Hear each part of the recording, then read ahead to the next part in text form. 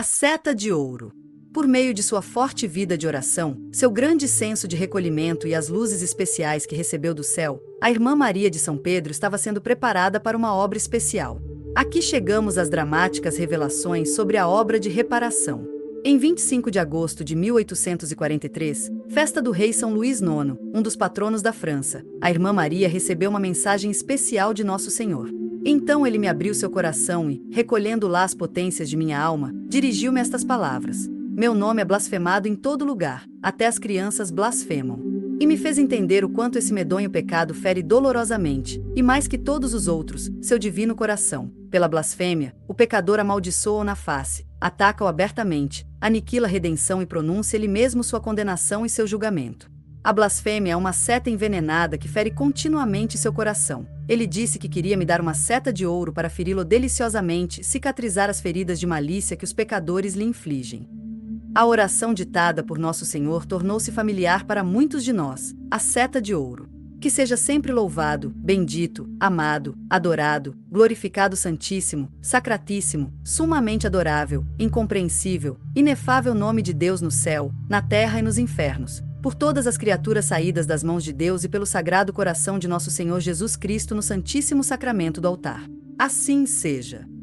A irmã interrompe sua emocionante história para explicar uma palavra contida nesse ato de louvor. Como senti, diz ela, certo assombro de que Nosso Senhor me tenha dito: nos infernos, ele teve a bondade de me fazer compreender que sua justiça era glorificada lá.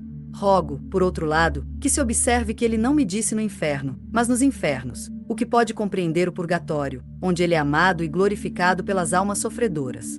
A palavra inferno não se aplica somente ao lugar onde estão os réprobos. A fé nos ensina que o Salvador, após sua morte, desceu aos infernos, onde estavam as almas dos justos, e não reza a Santa Igreja ao seu divino esposo para arrebatar as almas de seus filhos das portas do inferno. A porta inferierui, domine, animas eurum?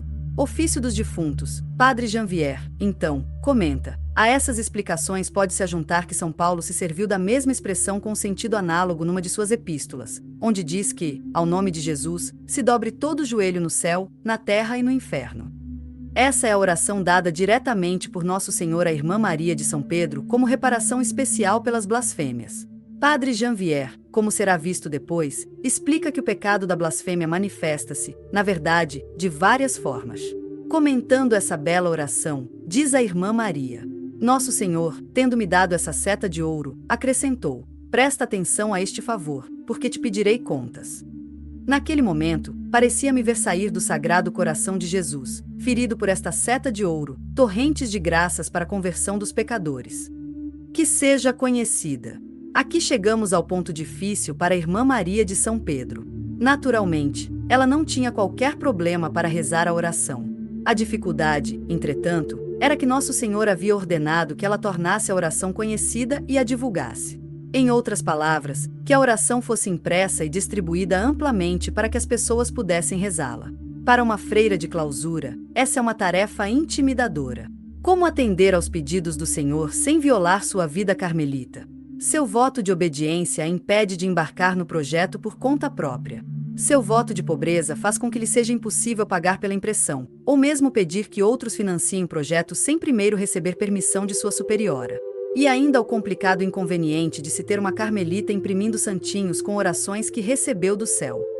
Ela sabia que nem ela nem católico algum podiam publicar uma só palavra até que a autoridade da igreja tivesse investigado tudo e dado aprovação. Ainda assim, Nosso Senhor tinha-lhe manifestado seus desejos. Havia apenas uma maneira de realizá-los e a irmã sabia qual. Ela agora seria obrigada a relatar as palavras de Nosso Senhor para a Reverenda Madre, o que não era tarefa fácil. Sabe-se que, normalmente, a última coisa que uma Madre Superiora deseja é ter uma de suas freiras dizendo que ouve vozes do céu. De certa forma, trata-se do pesadelo de toda superiora, porque ela carregará o fardo de discernir se as ocorrências supostamente sobrenaturais vêm de Deus, de um auto-engano ou do diabo. A primeira resposta da superiora foi proibir a irmã de voltar a pensar no assunto e até de praticar a devoção. Esta é, de fato, uma boa reação carmelita, coerente com os ensinamentos de São João da Cruz. Irmã Maria de São Pedro obedeceu prontamente, ainda que esta obediência tenha lhe causado grande sofrimento. As religiosas sempre foram encorajadas, ainda que não obrigadas, a revelar suas lutas interiores às suas superioras. Por isso, não muito tempo depois, encontramos a irmã Maria de São Pedro de joelhos na cela de sua superiora, explicando o tormento de sua alma. Encontrava-se dilacerada pelo desejo de se conformar aos pedidos de Nosso Senhor e pelas ordens contrárias de sua superiora, a quem devia e prestava obediência religiosa. Enquanto isso acontecia, um pequeno folheto caiu de um livro que a Madre Superiora tinha nas mãos e que estava lendo quando a irmã entrou na cela. A madre, que nunca antes havia reparado no folheto, pegou-o do chão e ficou estonteada ao ler o título. Advertência ao povo francês. Com o subtítulo: Reparação inspirada para aplacar a ira de Deus. Espantada, a reverenda madre voltou-se para a irmã Maria e disse sorridente: Minha irmã, se eu não te conhecesse, tomar-te-ia por feiticeira. Isso porque ali estava um folheto defendendo o mesmo tipo de reparação sobre a qual a irmã Maria de São Pedro vinha insistindo com tanta intensidade. O folheto tem ele mesmo uma história interessante, tendo sido publicado em 1819 na França por um sacerdote chamado Padre Sawyer, posteriormente bispo de Luçon. Dom Sawyer ainda era vivo, de forma que a reverenda madre escreveu-lhe pedindo mais informações sobre o folheto. O prelado respondeu que havia publicado essa advertência a pedido de uma freira carmelita em Poitiers, chamada Irmã Adelaide, uma alma eleita a quem Nosso Senhor havia se manifestado pedindo orações de reparação pelas blasfêmias. Ora, acontece que a Madre Adelaide havia falecido em 31 de julho do mesmo ano de 1843, apenas 26 dias antes de a Irmã Maria receber a primeira revelação de Nosso Senhor sobre a seta de ouro, quando Nosso Senhor fez o mesmo pedido, orações especiais de reparação pelo pecado de blasfêmia. Parece, então, que temos aqui a passagem de bastão de uma carmelita para outra a respeito dos reiterados pedidos de Nosso Senhor por uma obra de reparação pelos pecados de blasfêmia. Por causa disso e de uma série de outras razões, a Madre Superiora passou a considerar a possibilidade de que as alegadas mensagens recebidas pela irmã pudessem ser genuínas. Por volta dessa época, a Madre Superiora tinha ficado doente.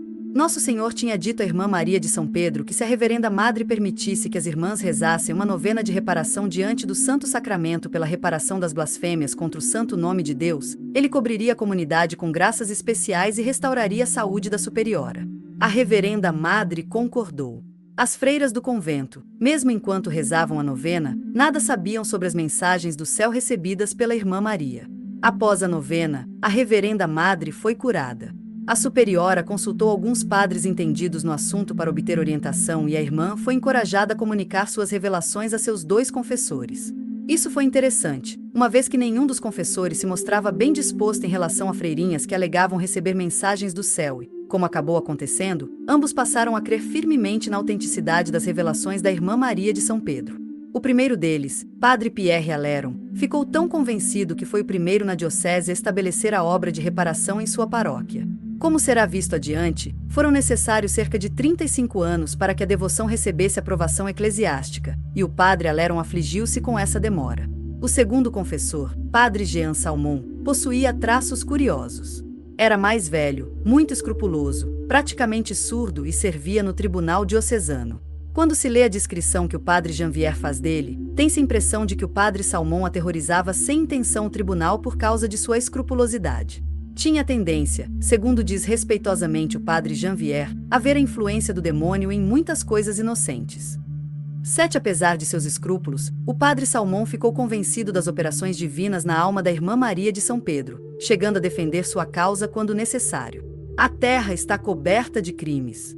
Chegamos agora à citação que abriu este estudo. Em 24 de novembro de 1843, Nosso Senhor falou as seguintes palavras à irmã Maria de São Pedro: Até o presente, mostrei-te apenas em parte os desígnios de meu coração, mas hoje quero mostrá-los a ti por completo. A terra está coberta de crimes. Meu pai está irado com a violação dos 3 primeiros mandamentos de Deus. A blasfêmia para com o santo nome de Deus e a profanação do santo dia do Senhor completam a medida das iniquidades. Esses pecados subiram ao trono de Deus e provocaram sua cólera, que romperá se sua justiça não for aplacada. Em nenhuma outra época esses crimes alcançaram tal ponto. Desejo, e muito ardentemente, que se forme uma associação devidamente aprovada e organizada para honrar o nome de meu pai. Continua a irmã. Nosso Senhor fez-me assim entender que queria, por esta obra de reparação, conceder misericórdia aos pecadores. Nosso Senhor, então, acusou a França de ser culpada especialmente de blasfêmia e a ameaçou com castigo divino. Apreensiva, ela perguntou: Meu Senhor, permita-me perguntar, se fizer esta reparação que desejais, perdoareis de novo a França. Ao que nosso Senhor respondeu: eu a perdoarei mais uma vez, mas, note bem, uma vez. Como esse pecado de blasfêmia se estende por toda a França e é público, é necessário que essa reparação seja pública e se estenda a todas as cidades, ai daqueles que não fizerem essa reparação. Padre Janvier, ao comentar essas palavras, dá uma extensa explicação sobre os diferentes tipos de blasfêmia, incluindo o fato de que a maçonaria é uma blasfêmia. Ele fala também da culpa da França e a culpa pública é de promover ideias maçônicas. Essas observações do Padre Janvier são baseadas diretamente nas palavras de Nosso Senhor para Santa Carmelita. Como será visto adiante, Nosso Senhor mencionou especificamente os blasfemadores e sectários e os inimigos da Igreja, assim como a malícia dos homens rebeldes. Escreve o Padre Janvier: a blasfêmia grosseira do iletrado junta-se à blasfêmia doutrinal do livre pensador. Da rua e da praça pública ela passou aos salões, às escolas e chegou aos lares. Foi entronizada nos teatros e cafés. Espalha-se com orgulho e sem disfarce nos discursos, livros e brochuras, e nessa multidão de folhetos ou escritos periódicos com que somos inundados a cada dia. Pelo espírito revolucionário do qual a França se tornou na Europa o centro principal e a fornalha mais ativa, pelo ateísmo prático que professa em seu governo e em suas leis, ela exerce, em relação à blasfêmia, um tipo de proselitismo universal tão funesto para os indivíduos quanto para as sociedades. Se gostou, dê seu like.